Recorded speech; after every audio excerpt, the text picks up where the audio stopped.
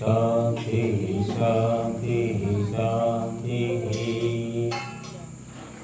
బంధువులారా, ఈరోజు 6వ రోజు సాయంకాలం కార్యక్రమాన్ని ముగించుకున్నాం. ఇంకా 4 రోజులు మాత్రమే ఉంది. ఇటు అటు ఎలాగో ఒకలా 6 రోజులు గడిచిపోయాయి. ఇంకా 4 రోజులు. మరి దైవిక కార్యక్రమాలు ఎప్పుడూ కూడా ముఖ్యంగా ఈ యజ్ఞ కార్యక్రమం అనేది అనేక పరీక్షలు ఆటంకాలని మనకు మాత్రాలు చెబుతున్నాయి. ఏతే శతం వరుణ ఏ సహస్రం యజ్ఞ భాష వికృత మాత.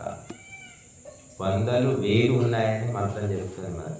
యజ్ఞానికి పాశాలు అంటే కట్టుబాట్లు, ఆటంకాలు. అవి దాటుకొని యజ్ఞాన్ని చేసుకోవాలి.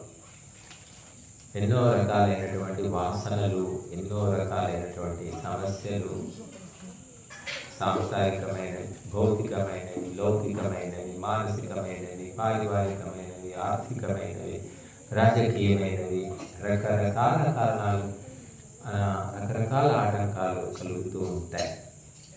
కనుక మనము ఎలాగో ఒకలా అన్నీ దాటుకుంటూ 6 రోజులు మనం పూర్తి చేసుకున్నాం. అందులో లోటుపాట్లు ఉండొచ్చు, ఎక్కువ తక్కువలు ఉండొచ్చు. అయినప్పటికీ పూర్తి చేయడం అనేది ముఖ్యమైన విషయం. కనుక అన్నంలో రాళ్ళు ఉంటాయని అన్నం తినకుండా మానేయడం. రాళ్ళు తీసుకొని తింటాం. ఒక్కొక్కసారి రాయి కూడా తినేస్తాం. మరి తప్పదు, ఒక్కోసారి గమనించక మనం ఇంకేస్తూ ఉంటాం. కనుక ఈ కార్యక్రమం మనం దైవం మీద భారం వేసి చేస్తూ ఉన్నాం. రైతు విత్తనాలు చల్లి వాన కోసం చూస్తుంటాడు. వాన ఎప్పుడు పడుతుందా అని. అలా ఉంది మన పని కూడా. కాబట్టి మరి నిరంతరం ధర్మకార్యాలు చేయాలి అని చెప్తుంది శాస్త్రం. ఇంకా నిరంతరము మనము చేస్తూ ఉంటేనే 100 ఏళ్ళు బ్రతకడానికి అర్హత వస్తుంది అని చెప్పారు. 100 ఏళ్ళు బ్రతకమని చెప్తుంది వేదం. ఎందుకు బ్రతకాలి? దేనికోసం అంటే ధర్మకార్యాలు చేయడం కోసం బ్రతకాలి. వేరే ఇంకేమీ లేదు.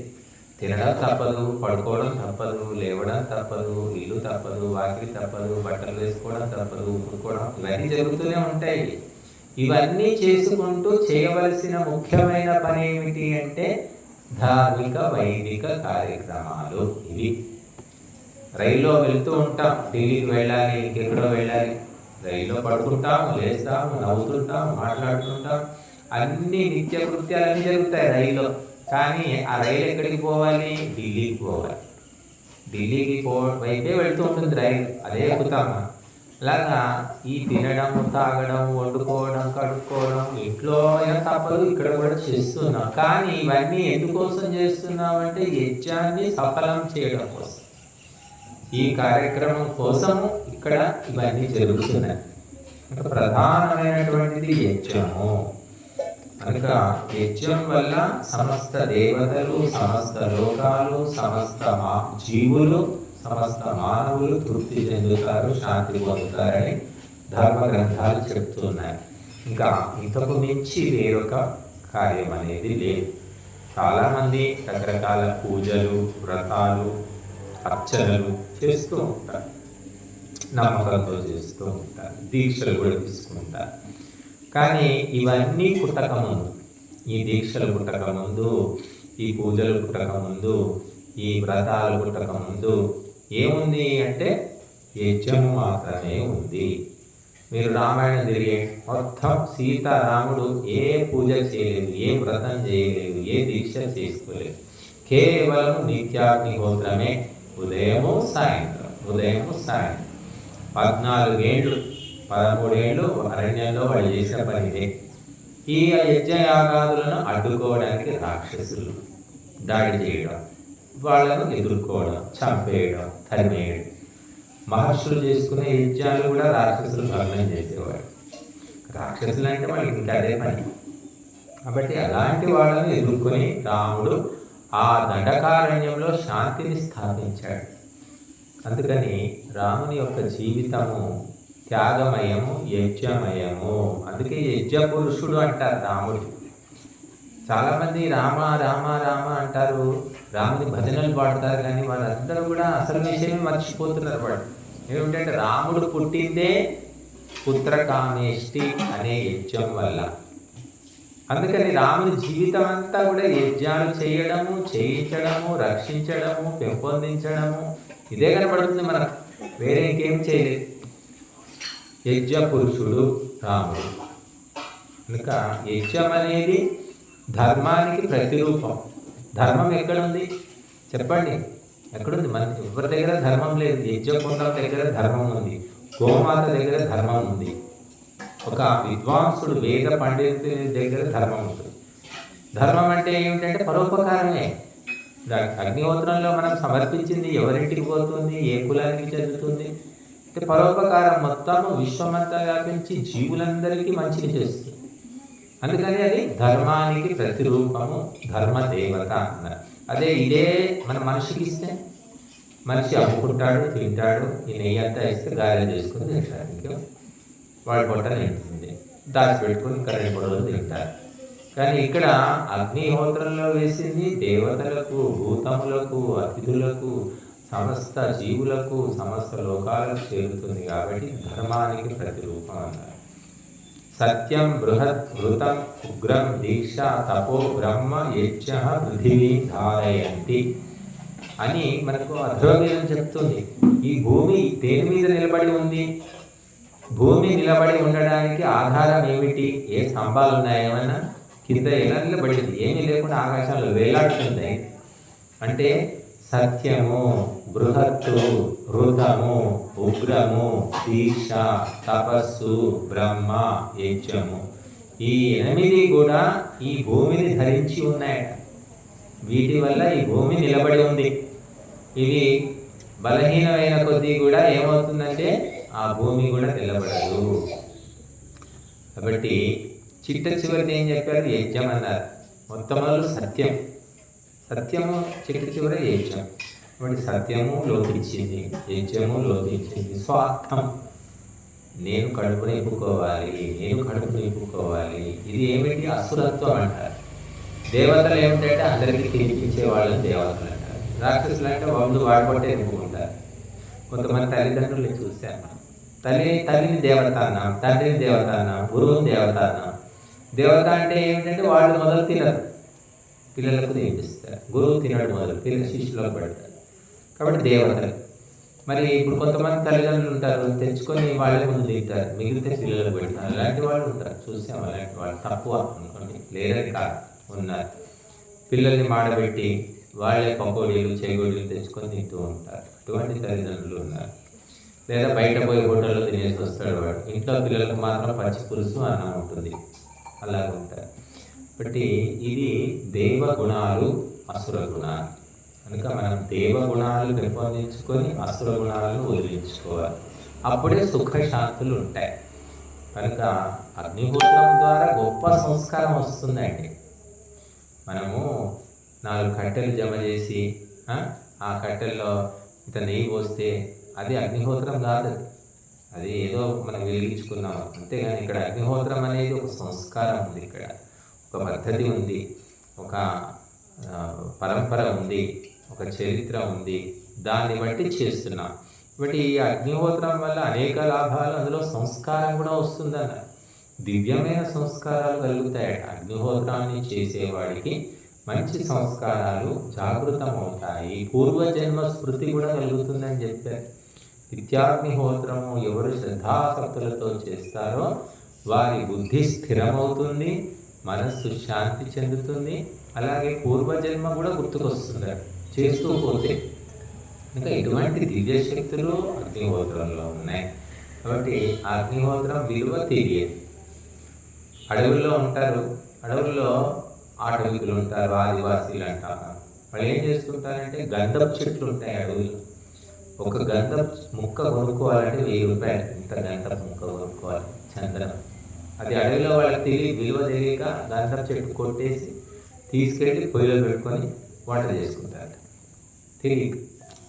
అలాగా దీని యొక్క విలువ చాలామంది తెలియట్లేదంటే వస్తే తెలుస్తుంది. అది వస్తే కదా అసలు. నీళ్ళలో మునిగితే మురికిపోతుంది, నీళ్ళలో మునగకుండా ఒడ్డులో కూర్చుంటే మురికిపోతుందా?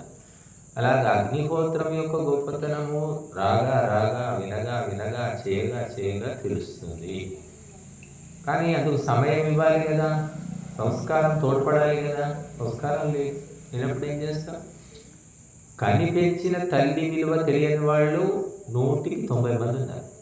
సంతానం, తల్లి కొడుకు కావచ్చు, కూతురు కావచ్చు. తల్లి ఏంటో ఏమో, తల్లి అంటే అన్ని చేసి పెట్టి ఒక పని మనిషి, ఒక బొమ్మ, ఒక మర మనిషి అని అనుకుంటారు చాలామంది. అమ్మకు కడుపున వస్తుంది, అమ్మకు జ్వరం వచ్చిందంటే కూడా పట్టించుకోరు వాళ్ళు. బాగా అయిన తర్వాత మాత్రం వండి పెట్టి తింటారు. అటువంటి సంతానం బోలెడు మంది ఉన్నారు. కారణం ఏంటంటే ఆ తల్లే కారణం. మళ్ళీ అవి నేర్పలేదు, మరి వాళ్ళు నేర్పలేదు కాబట్టి అవి పట్టించుకోరు. వండి పెట్టడమే తప్ప వాళ్ళకు వండాలి, సేవ చేయాలి తల్లిదండ్రులకు అనేది నేర్పితే కదా వాళ్ళు చేసి పెట్టి. బట్టి చేసి వాళ్ళని ఆ విధంగా తయారు చేస్తున్నారు. కాబట్టి అగ్నిహోత్రానికి మనం వస్తూ ఉంటే, ఇటువంటి కార్యక్రమాల్లో పాల్గొంటూ ఉంటే కొంచెం సంస్కారం అనేది వస్తుంది. అసలు రాకుండా పోతే ఏమవుతుంది? అందుకే చాలామందికి ఎందుకు తెలియదు, స్కూల్కి పంపిస్తాం మన పిల్లల్ని. కొంతమంది పిల్లలు ఏం చేస్తారంటే ఆవారాగా తిరుగుతూ ఉంటారు. అక్కడెక్కడో తిరిగి ఇంటికి వస్తాడు. స్కూల్కి పోయావరా అంటే పోయారంటాడు. ఎప్పుడో తెలుస్తుంది 6 నెలలు స్కూల్కి పోవడం లేదు, తిరుగుతున్నాడు. ఇప్పుడంటే అవన్నీ ఫోన్లు వచ్చేసాయి. మీ అబ్బాయి స్కూల్కి రాలేదని ఫోన్ చేసి చెప్పేస్తారు. ఒకప్పుడు ఎలా ఉండేది, తిరుగుతుండేవాడు. తల్లి తండ్రి ఏమో వాడు స్కూల్కి పోయాడు అనుకుంటారు. అలాగా మనం ఎక్కడెక్కడో తిరుగుతున్నాం. అసలు స్కూలు ఇక్కడికి మాత్రం రావడం లేదు. ఎక్కడో కుంభమేళ జరిగితే బోలెడు మంది పోయారు. ఇక్కడి నుంచి కూడా బస్సు కట్టుకొని పోయారు, కారులో పోయారు, రైలు రిజర్వేషన్ చేసుకొని పోయారు, హెలికాప్టర్లో పోయారు. కుంభమేళ ఇది, కుంభమేళ అసలైన కుంభమేళ ఇది. కానీ దీని విలువ తెలియదు కాబట్టి, అది ప్రచారంలో వచ్చింది కాబట్టి దానికి వెళ్ళిపోతున్నారు. టీవీలో, సెల్ ఫోన్లలో, రేడియోలో 24 గంటలు కుంభమేళ తప్పిపోతుంది, పుణ్యమంతా పోతుంది. అయ్యో వాడు పోయి మునుగుతున్నాడు, వీడు పోయి మునుగుతున్నాడు, మనం మునగలేదు. మనకి ఏమవుతుందో ఏమో, ఇంత మంచి అవకాశం మళ్ళీ 14 ఏళ్ళ దాకా రాదట. 14 ఏళ్ళ తర్వాత బతికిందేవాడు చచ్చిందేవాడు అని అందరూ పరుగులు తీస్తారు.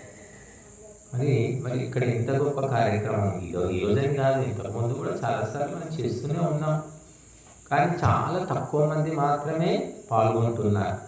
వాళ్ళు కూడా వేరే వాళ్ళకి చెప్తుండొచ్చు, ఇక్కడికి వచ్చిన వాళ్ళు చెప్పరని కాదు. కానీ అది అందిపుచ్చుకునే వాళ్ళు లేదు.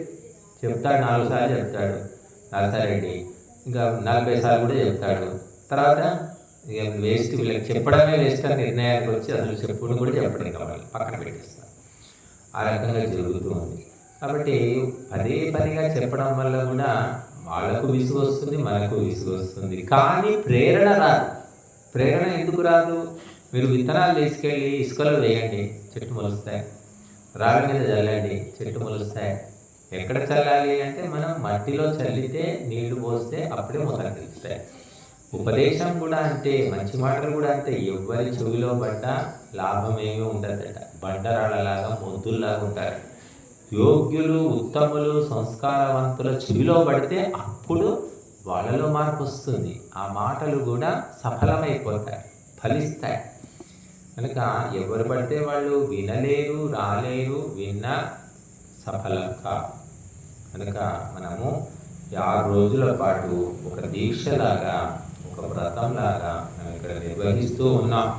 ఎవరు వచ్చారు, ఎవరు రాలేదు అనేది సంబంధం లేకుండా మన కర్తవ్యం చేసుకుంటూ పోవడం.